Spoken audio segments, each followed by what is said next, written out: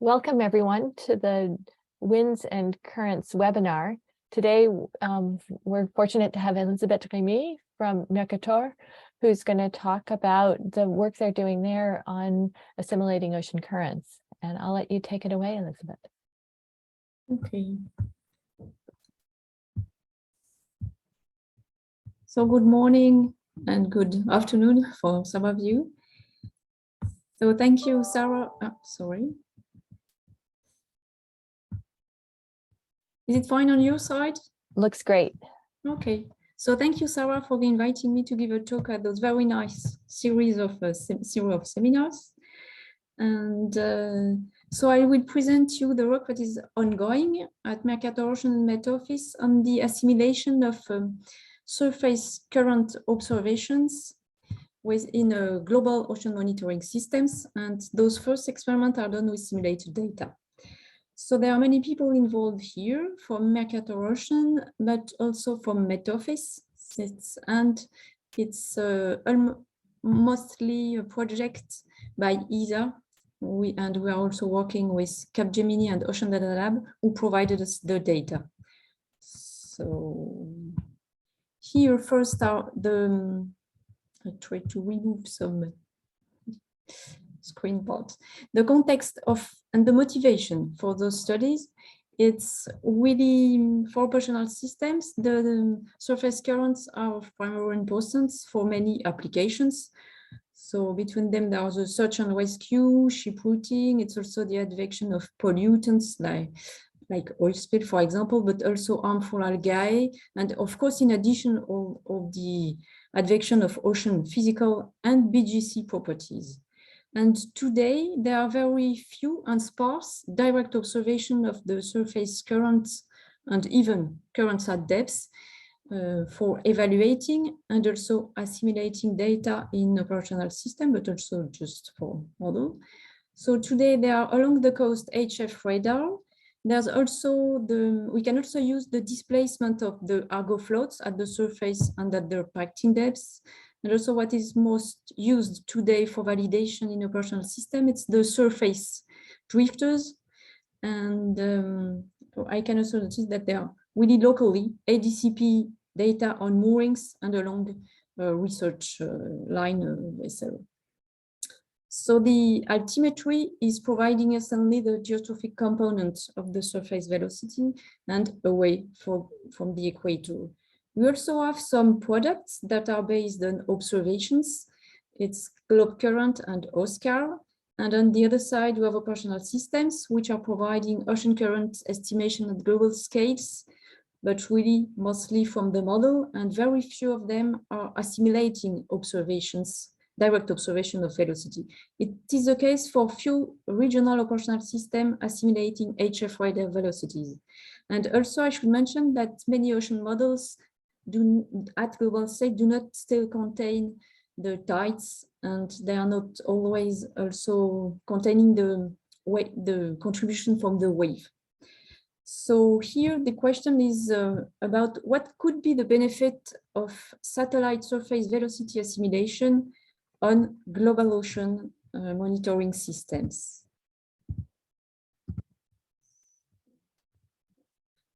So the outline of the talk, first I will give you a quick overview of the current status of the surface current accuracy on the Mercator Ocean system. Then I will give you a quick overview of the ESA ATSCV project before going into really the design of the experiments, the results. And then I will give preliminary conclusion, but also many perspectives and challenges. In fact, it's the main point.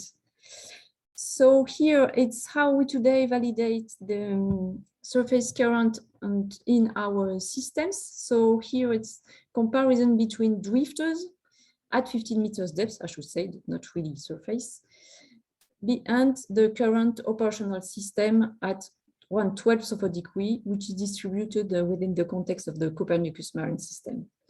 So on the top, you can see the daily model, daily zonal velocity from the observations and then from the model over a year. And the bottom, it's the difference between the observed and model zonal viscosity estimation. So it's about the current intensity at 15 meters depth, because we keep only the drugged drifters. So globally, there is a standard deviation of around 10 centimeters per second. And you can see that the largest misfits can be found in, of course, Western boundary current and in the ACC, and also quite coherent bias in the equatorial Pacific. But this bias, we now identify the source of it. It was coming from the MDT, and in our next system, this will be corrected. So it's another way to look at them. So now it's the same quantity, but as a zonal mean. So as I said before, we have a mean bias of around 10 centimeters. And on the right, it's the angle. And what we found is that the angle of the current between what is observed and the model seems to be quite coherent for all latitude and is around 8 degrees. So it may point out an erroneous representation of the Ekman spirals. So it's still under investigation, and it's still there now. So here I just would like to mention that the fact of having this quite strong bias at the equatorial, in the equatorial Pacific, really leads to impact on the biogeochemistry. That means that by having this erroneous mean surface dynamic, we had a stronger upwelling from cooler water coming from the deeper layers. And so that leads to a too strong equatorial undercurrent, bringing too much nutrients in the mixed layer. So the impact was for the BGC model to have a too strong productivity. And by changing the NDT, we were able to get closer to the observations, to the chlorophyll concentration, that surface chlorophyll concentration that is observed by satellites. So we can see here just an illustration that changing the circulation can have a quite strong impact on the BGC model that is running on top of the physical one. So here it's another illustration of how we validate the currents, and also it's about particle drift. It's really a nice diagnostic because it integrates all the error we can do along a trajectory of a particle. So it's a different view than the Eulerian view, and it's quite complementary and highlights more precisely somehow the errors. So here it was used in assimilation experiment for SWOT. So it's really a kind of simulated world. And in that case, we looked at how is improved the error in dispersion. So we compare the distance in the what is called the true ocean to the nature run, and the one we get after assimilating SWOT or not. And we look at the error after a few days of drift between the estimation and the nature run. So it's a nice way to validate the simulation, and we were able to show that SWOT will help to get a smaller error in terms of advection after a few days. And on the left, it's a backtrack of particles over 6 months that time, really looking at from where the particles were coming at the same, in the same idea as before, with or without the SWOT data, with or without any data assimilated, in fact. And once more time, we found that having more observations helps really to represent more precisely the source of the particles compared to no assimilation. So it's closer to the what is called nature run is our true ocean. So now just a few words of what we are producing. So our model is based on the classic primitive equation model. It is not coupled still with any wave model, and it has no tide today. So everything I will present you next it's just based with the primitive equation model, but here we wanted also to give a product to your user that contains the different components. So the idea was to look at the proportion, the percentage of the contribution of the primitive equation velocities compared to the stock drift, and then the contribution of the tide. So the percentage is represented on the three maps.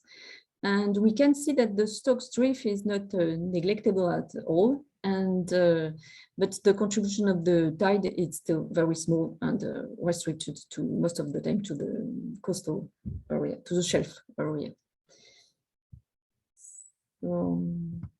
And here it's another illustration because we are using our model also to look at the sea turtle displacements.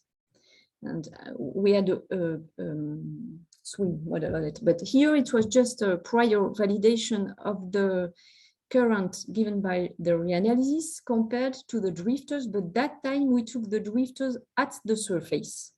So the first map show the mean difference of the intensity and angular zero of the undrugged drifter's surface velocity compared to the reanalysis one, and the statistics are done over a multi-year period in 5 by 5 degree boxes. So we can see that if only the primitive equation velocities are taken into account, we have quite strong bias. And the color bar, when the dark red, it's 10 centimeters per second, but they're also saturated area. So we can highlight the ACC and the tropical regions. And then if when comparing with the drifter, we take into account a portion of the stock drifts. So it's the figure at the bottom. We can see that this bias is clearly strongly reduced, but we still have this bias coming from the MDT just in the Equatorial Pacific and the western part. So now going into the project that is driven by ESA about, so it's called ATSCV, so it's Assimilation of Total Surface Current Velocity. The goal of the project was really to assess, implement and test methods for assimilating TSCV measurements in numerical prediction systems. So the idea was to design specific experiments to implement the capacity of assimilating surface velocity in two different operational systems and to run the so-called OSSE, so Observing System Simulation Experiments. And I will give you the details of what it is. And the idea was to look at the impact of assimilating satellite-like surface current velocity in those systems, and based on the result of those experiments to refine the requirement on the surface current measurements from operational forecasting community. So you can find some more details on the story and how it's going on the Ocean Predict website. There is a web page dedicated to this specific project. So here, just to recall that in assimilative systems, when we want to assess the impact of a given set of observations, we have different ways of doing it. And there are dedicated diagnostics such as FSOI and also data denial experiments. So it's you compare two simulations, one with a given data set and a second one without it. And by comparing it, you can see, you can study the impact. And when it's about future observing systems, you don't have the observations at the time you want to test them. So they are simulated from a model simulation. So that's what we are doing here for the surface velocity observations. I should say that the results of those experiments, even more for the OSSE, are really highly dependent of the system you are using and also the nature you are using. So here there will be the Metofis and Mercator ocean system in order to see more the sensitivity and to have more robust, if we can say that with just two models, and more robust conclusions. And of course, those methods are based on hypotheses that really need to be taken into account when interpreting the results. because in fact, they're done with present systems, with present model configurations, which could evolve when the satellite will be launched or the expansion of the network will happen. So, but it's also quite important to prepare in advance the system to ingest those data, as it was done for SWOT in many centers, to really benefit from them when they will come and to see some problems that can arise in advance. So here it's the schematic view of the OSSC. So we simulated the observations from what is called a nature run. It's our true ocean. It was simulated from a 1/12 of a degree global model with 50 vertical levels and with a wind current coupling coefficient of 50%. The forcing are coming from ECMWF, the real-time product. So we simulate the observations as they are today for SST, SLA, in situ temperature and salinity profiles, so mostly Argo for the global ocean, and also surface velocity observations. And those simulated observations are then assimilated in two different systems that are based on 1/4 of a degree global model configuration, but with very different data assimilation scheme. Both systems will be forced by the same ERA interim atmospheric fields. So it means that the nature run and the assimilated system don't see the same atmospheric forcing. And I should mention that in none of those simulations, there is no tide and no wave coupling. So now concerning how we simulate the scheme observations. So because at that time, the idea was to look at the potential impact of the scheme observations, which was a candidate for Earth Explorer ESA mission. So the observation I simulated using what we call the scheme simulator, which was provided by Ocean Data Lab based on mission design. So it helps to simulate the observations and also the different errors. So we wanted to test the assimilation of what is called the L2C products, which are really the source observations and not maps. So on the left, you can see the coverage, what should have been the coverage for scheme over one day. So the repeat cycle for scheme was 17 days. So it's really different from Odyssey. And the width of the SWOT was around 200 kilometers. So now just to give a few more details about the system, the configuration and assimilation scheme. So between METOFIS and Mercator Ocean. So as I said before, it's for both systems based on NEMO configuration, global configuration at 1/4 of a degree, and with the same event reinforcings. But concerning the assimilation scheme, on the Mercator Ocean systems, it's based on a kind of SICK scheme. It has a 7-day assimilation window, and the model error covariance between the different model variables are defined via past unconstrained model state anomalies. And there's also an additional 3D VAR bias correction applied, but only to the temperature and salinity in situ data. On the other side, there are the METOFIS systems, which is using a 3D VAR assimilation scheme with a 1-day assimilation window, and the model error covariance are constructed from what it's called balanced operator.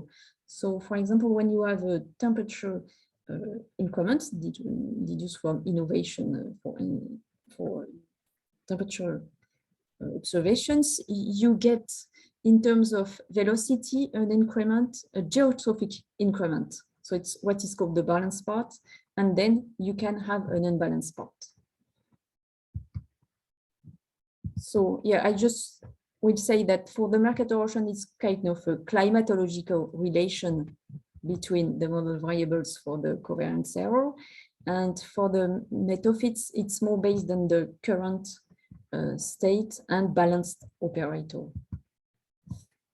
So here we really did the first experiment. So it's what I will show, it's preliminary results with the first experiment. It was just to test what was implemented to be able to assimilate surface velocity observations is working, and that what kind of question appeared to be and what kind of problems.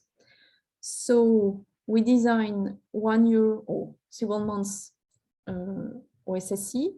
So the first one were without any noise, and there is one simulation without any data assimilated. Then there is the reference simulation, which assimilates only the current data, I would say, the present networks, SST, in situ temperature and salinity profiles, and also sea ice. The sea surface 8, in fact, for 4 altimeters. And then in the OSSC with surface current velocity assimilated, we added those L2C scheme-like data. So I will first present you the results from the Mercator ocean system, and then in the same way, the one for the Met Office, to see the common results and also differences.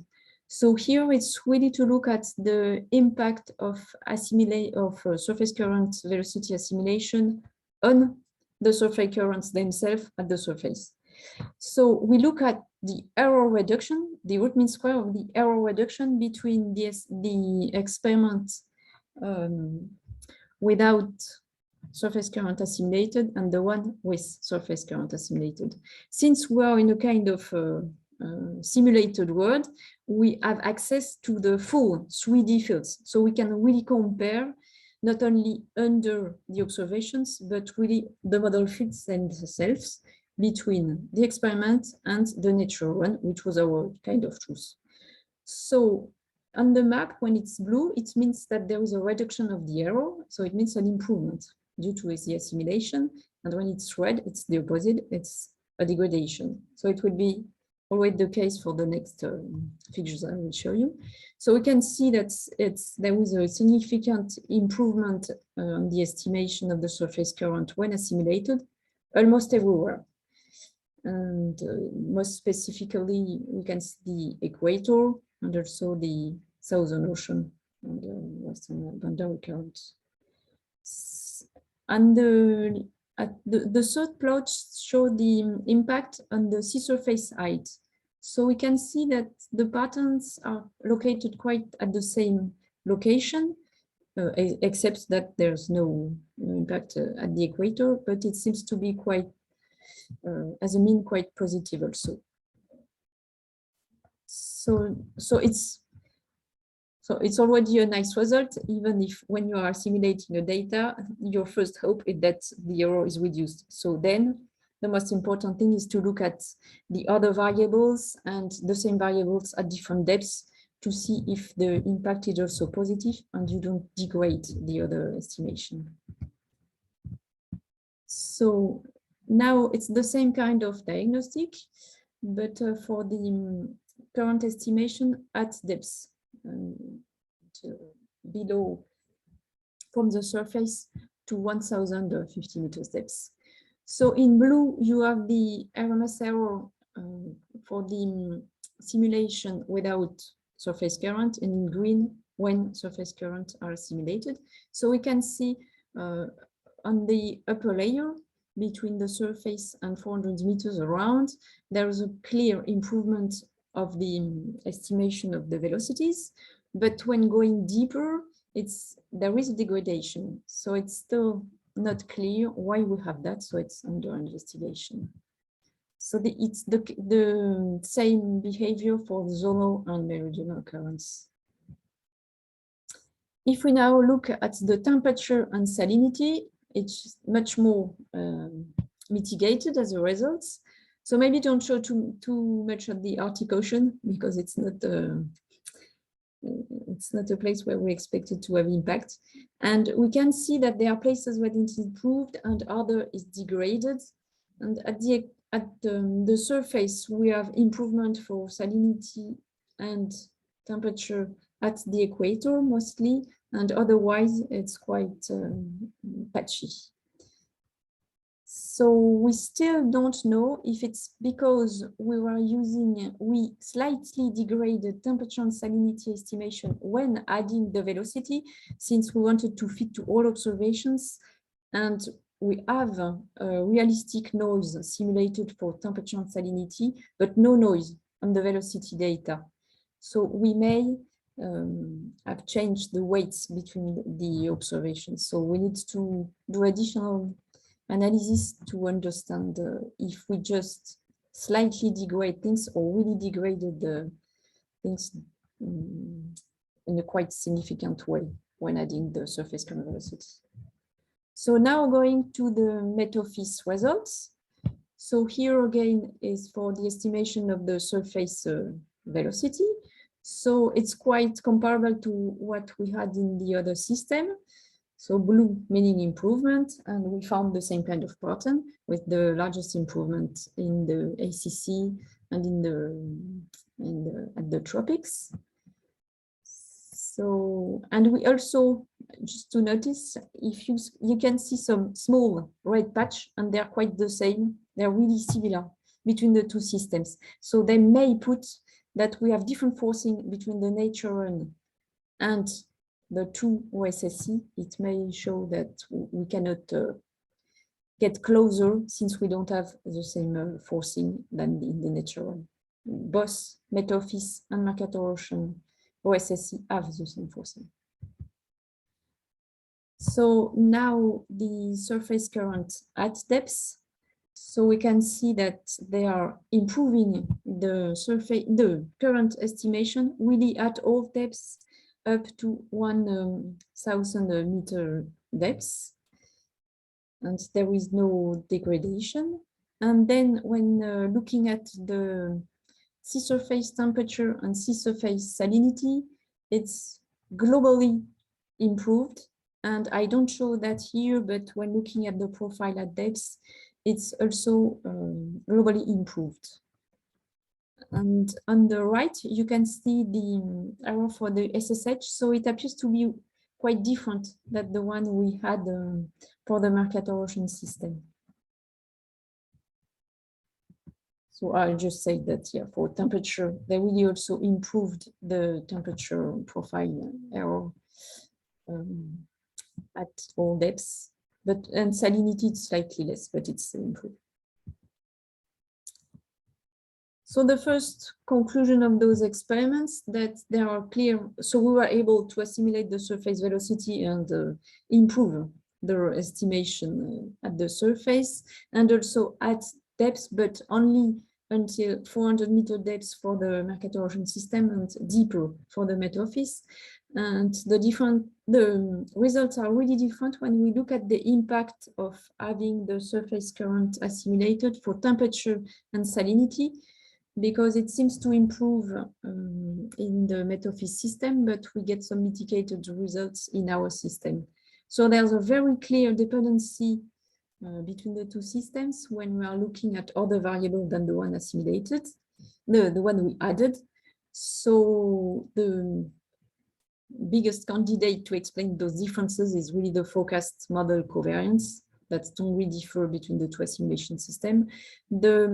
Also the window, the time window for the assimilation window could explain some differences. So, but still those results are quite new. So we really need to analyze them further, and there are already some regional analyses that we should go on. We would like also to look at the predictability. In fact, if we improve here, I showed you the result for the analysis and how it translates in terms of forecast, that the improvement is kept over several days and how many days. So it seems, in fact, the first ideas is that it over at least 7 days, there's a linear increase of error, but not too strong. So the forecast is able to keep some information from the improved state initial conditions. We also would like to look at what kind of spatial and temporal scales are controlled and processes, and to do the partition between the geotrophic components and the others. There is the idea, as I showed you before, to run some Lagrangian diagnostic, because it's really a nice way to look at integrated errors along a path, and it highlights quite nicely the benefit of having improved currents and applications that are linked to drift.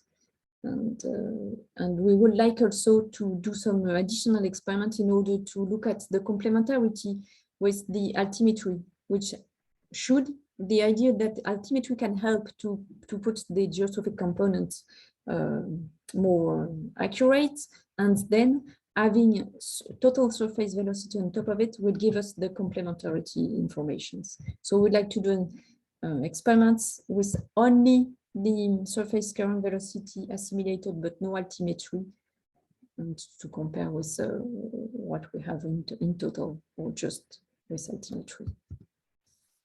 So one point I didn't talk before, but which is of interest, it's within general, the models and observations tend to include more and more high frequency processes, high resolution processes, and here the near inertial oscillation is quite important. So how can we deal with near inertial oscillation in an assimilation framework? The hypothesis here is that we won't try to correct with the assimilation the signal, to correct directly the high frequency signal below 1 day. So the idea is, should we filter coherently the model and the observation prior to assimilation from those frequencies that we cannot solve somehow? And the other hypothesis is really to keep in both the model forecast and the observation those near inertial oscillation, and adapt the assimilation strategy. So I should just mention that here in the OSSC, I did not say that before, but the observations were simulated for the surface with 2 hour mean outputs. So we have some high frequency signal, but of course no tidal signals. So what happens in a model, since we have some at some location near inertial oscillation, and for both systems, we apply the increment in a so-called way, it's called incremental analysis update. So that means once you have from your analysis an increment, a correction you would like to apply to a model, we, instead of applying it just at the first time step in the model that may create a shock, we applied it regularly over the entire assimilation window, which means 7 days for Mercator, 1 day for Met-Office.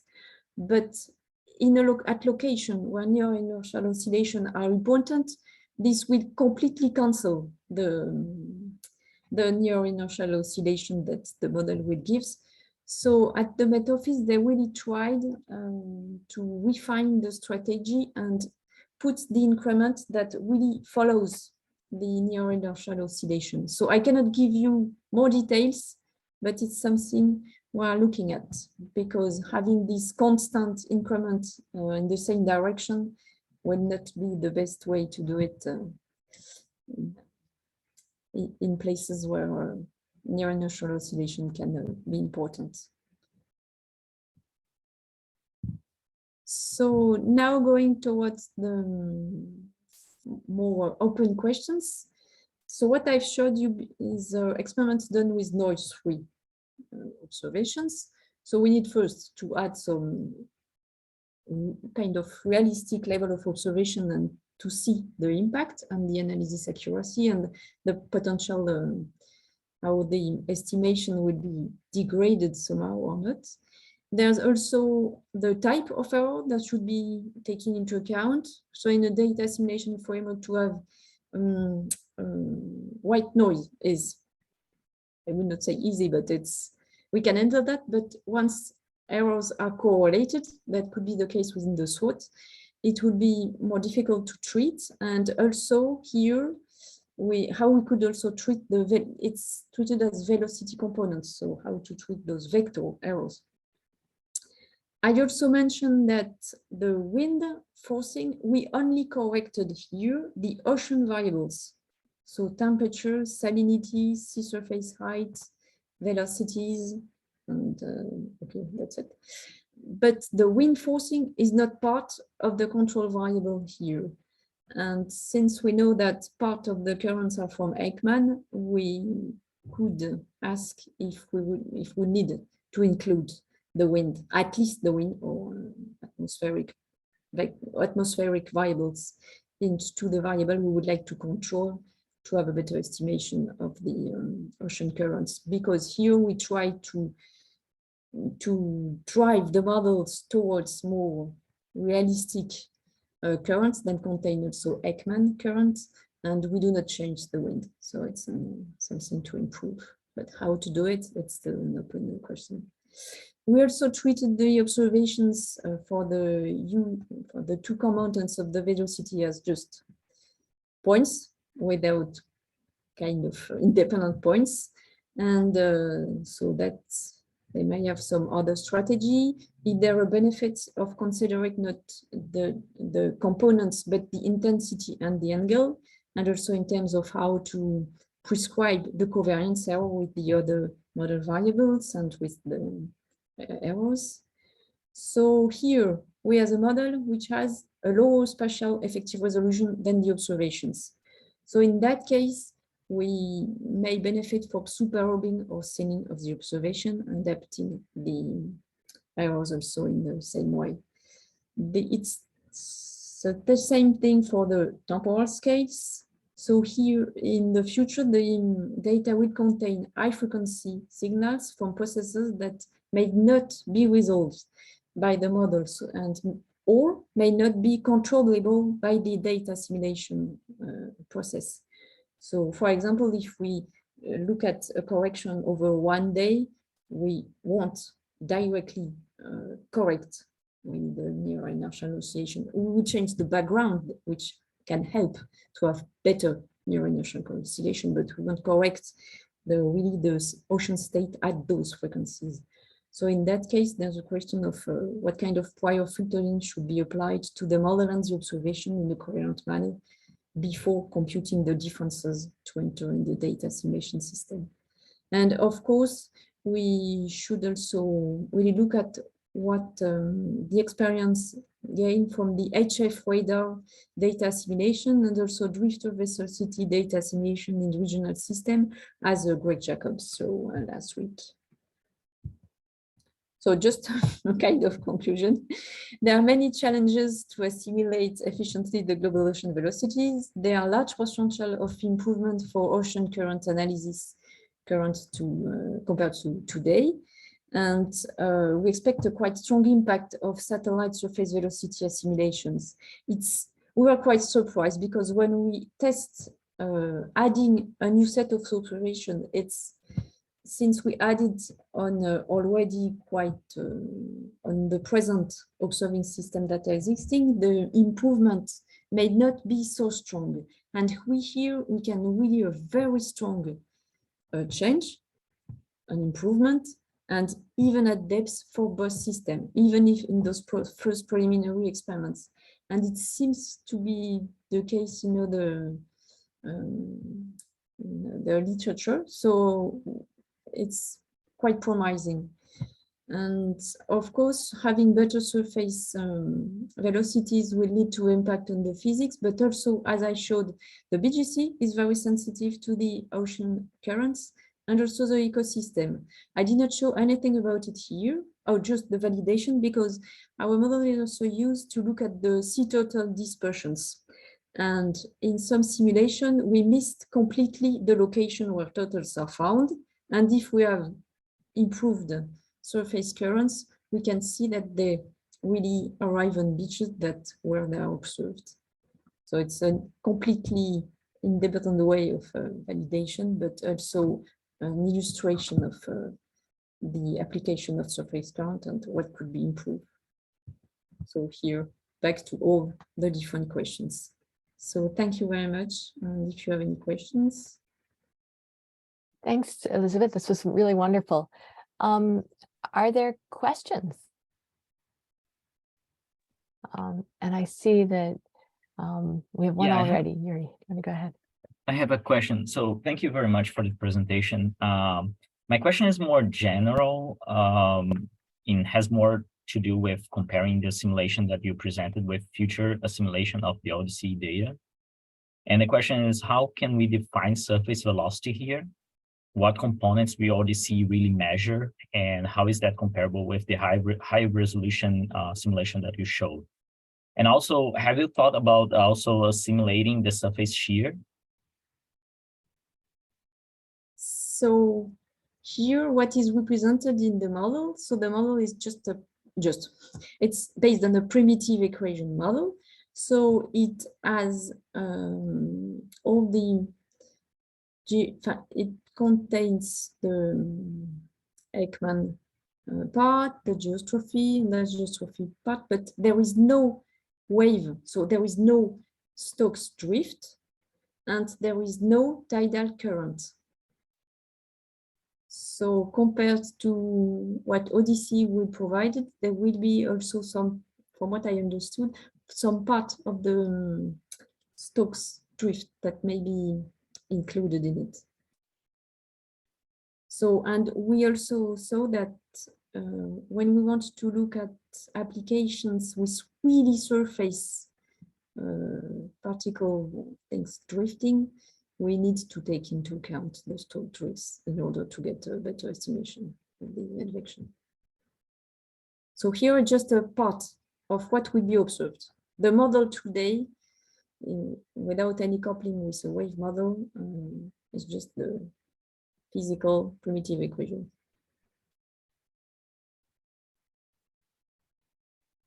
Does it answer your question? Yeah, thank you. Yeah, thank you. Tony has his hand up. Thank you. Can you hear me? Yeah. Yes.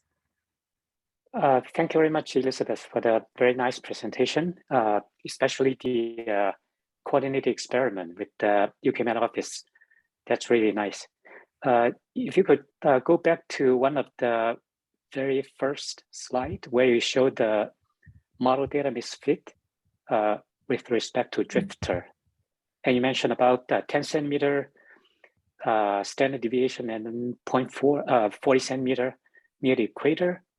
Yeah, and this is, so I just want to clarify that misfit of 0.4 meter per second near the equator, is it due to the timing bias, or is it due to the temporal variability in the misfit? It's the timing bias, right? Yes, yes. Even if here it's a kind of a pointer, but it's coming from a timing bias. Mm-hmm. So if you very often people look at the changes, in the observation. So, for example, altimetry doesn't even have a time mean, and the currents are anomalies. So, in terms of anomaly misfit, have you looked at how is it still larger near the equator than the extratropics? For the altimetry?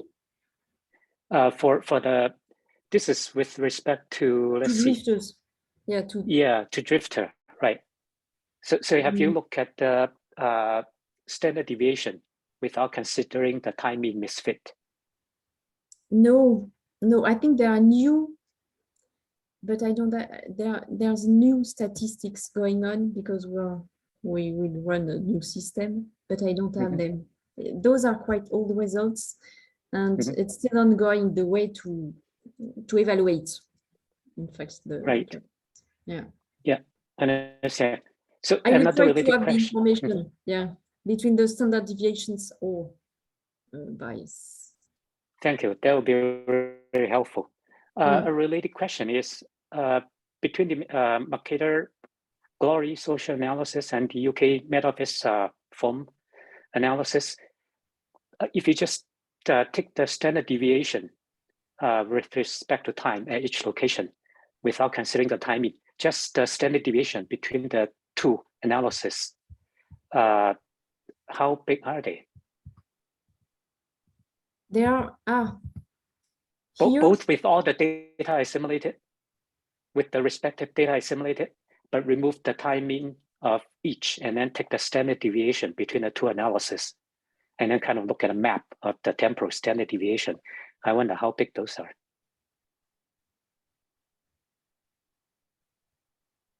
I know you probably have not done that, but that would be a really No, helpful. Mm, Mm.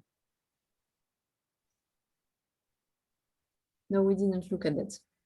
Right. So what I was referring to is essentially what is the discrepancies in state-of-the-art high resolution ocean analysis Okay. Yeah. in terms of their tempo changes. Yeah, is it 10 centimeter per second, 5, and some region may be larger, something like that. Western boundary current, tropics. Yeah, those numbers are really helpful. I don't have any idea. But here it's what it's the. Okay, but maybe that should be done with a 1/12 of a degree system. Yeah, Yeah, at those least experiments comparable were done resolution. with the 1/4 of a degree. The OSSC were Right. running with the 1/4 of a degree. Right. Okay. Yeah, I keep the idea of those discrepancies between two systems. Right, And in terms of the temporal variability. Yeah. Yeah, temporal variability. Thank you so much. Yeah, it was done for the sea surface salinity. Now I remember. It was quite Right, probably yeah. other variables as well. Yeah, we need it for the surface current as well. Yeah. Thank you.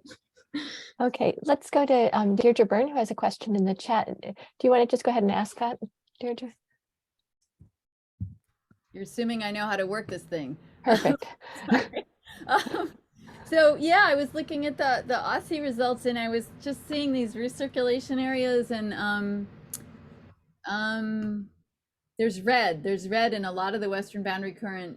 It looks like the recirculation. So obviously those are energetic areas. Those are important areas that we oceanographers would love to see improved. And they have lots of high frequency stuff going on in them. So do they require a special different treatment? Would they be better not having any, I hate to say it, any assimilation? How would you suggest improving results there? What's your gut feeling? Yeah, it could be the forcing. So in that case, we cannot resolve it with this OSSC without the wind in it. Or, as you said, those high frequency that we may have in the nature run, and the 1/4 of a degree, we can't correct it. Honestly, I don't know. We should. It's very clear that between the two systems, they are coherent. So there's something to learn there, but we don't have the answer. Okay, thanks. Lots to look at. Bob Helber has his hand up. Hello, yeah, I was wondering, in your assimilation, if you have an innovation that has, say, a geostrophic component, does the velocity innovation create temperature and salinity increments? So is there, say, geostrophic coupling?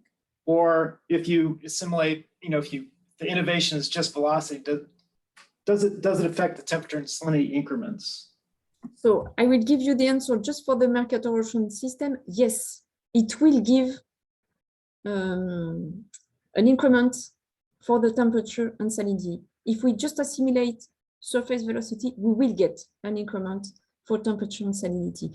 For the Metophysics system, I think as it's a balanced relation, I don't know the answer for the increment itself, but once you put it in the model, of course, you will get a response. But yeah, I don't have the answer. Maybe someone has it. So that's all in the covariances then. So yes. So I guess it'd be different. So if you have Stokes drift, that'd be different from geostrophy. I was just wondering how you know how that all happens. Yeah. Yeah, we didn't enter in the question of the Stokes drift assimilation, because it will come from in that case, maybe a wave model. So how to handle that? It's a coupled ocean and wave model, maybe.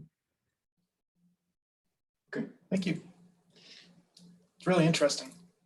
I enjoyed the talk. I see there's a question in the chat from Shikhar Rai. Do you want to go ahead and ask?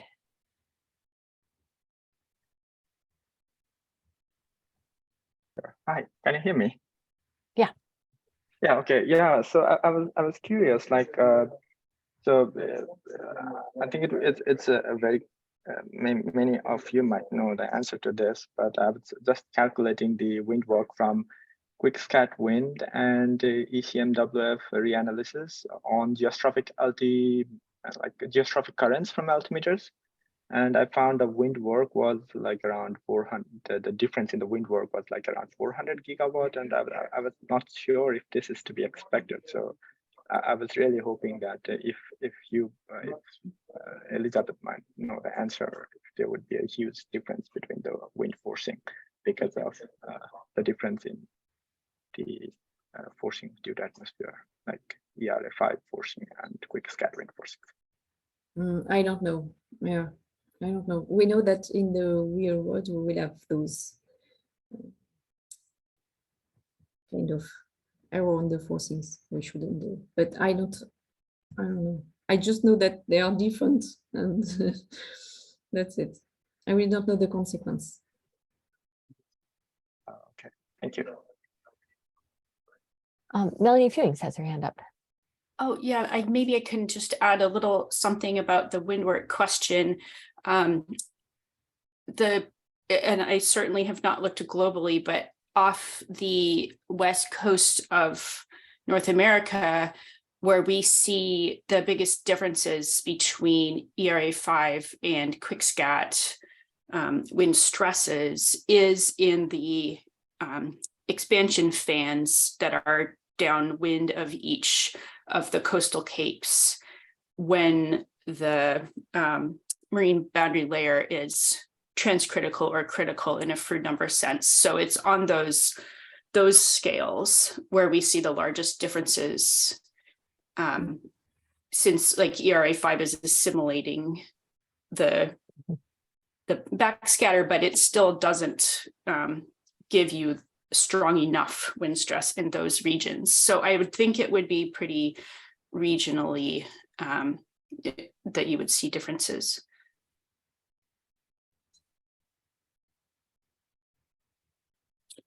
Thanks, Melanie. If I can ask a question, it's really interesting to see the effects with the skimulator and the 300-kilometer wide swath. I wondered a couple things. First of all, about plans to repeat this, or the potential to repeat this with the wider swath that Odyssey would potentially have. And secondly, maybe as a pathway to that, is there any difference between the crossovers where you get more repeats and the areas that are not in crossovers? So for the first questions, I think it's which will really change the results. It's, you say, the width of the swath, but really also the repeat cycle. Because here we've seen that there are really big white area in the ocean for the one day, and so that's, we found when we looked at swath and riser that it's quite important to have revisit in time more often. And then your next question was about, oh, sorry. The crossovers. So places where you are getting more people sampling, I think it's, you get better statistics. Yeah, sure. Probably in from the observation point of view, this will allow to reduce more the error over the crossover, and as it's done in altimetry. But for altimetry, we are using the data that are already corrected at those crossovers, cross-calibrated observations somehow. So it's, yeah, it's really maybe on the product side somehow, if it can be corrected, estimated at the crossover.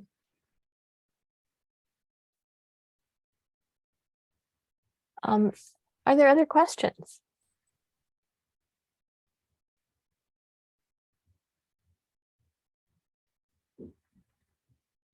Well, this is really great and a lot to think about. I guess I also wanted to ask, you showed results from a 1/12 degree model and a 1/4 degree model, and And you mentioned a little about model resolution. Can you comment a little further on that? Are there prospects for doing assimilation at a 1/12 of a degree, and does that make a difference? Yeah, we think it's 1/4 of a degree. It's really the model resolution. So in terms of effective resolution, it's really large scale. It's only an eddy permitting model. So we are really looking here at constraining larger scales than maybe 200 kilometers. So, and the benefit of observations today goes really below. So it's really a first step to understand and set up the data assimilation system, but I think there are many more questions. And we would like to see also the higher resolution current improve the fonts and the location of, yeah, it's the idea at the end. So, but yeah, it's already nice if we can have those large currents well positioned and with the correct intensity and direction. Because we see today that it's not perfect, even at large scale. So if I can ask a hard question, how close are we to having computational resources and I guess human resources to run an assimilation globally at a 1/12 of a degree? There, yeah, that's some expertise first, and in terms of computation, the problem, but the fact is, when you run such experiments, you really want to test, well, error prescription, different ways. So in order to really look at the sensitivity of the results to different parameters, you need to run several experiments. So sometimes the strategy it's maybe not the best, but it's to try at 1/4 of a degree and then do the latest experiments with the 1/12 of a degree, because it's still quite costly. And you would like to see, even if here we did not look at seasonality in the error, because we may end up with that. It's with the seasonal variation of the errors.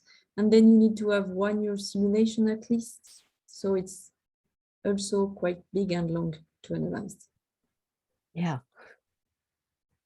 So maybe beginning with the 1/4 of a degree and then to refine the results with 1/12 of a degree. But it's still quite expensive and human cost.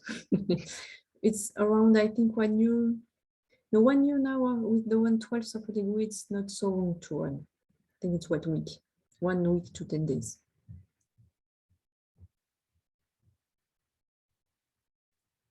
Okay, well, thank you very much. We are just about at the top of the hour, so we should bring this to a close, but this has been really wonderful and very illuminating. So a big round of applause, and thanks to everyone for participating. I'm going to stop the recording.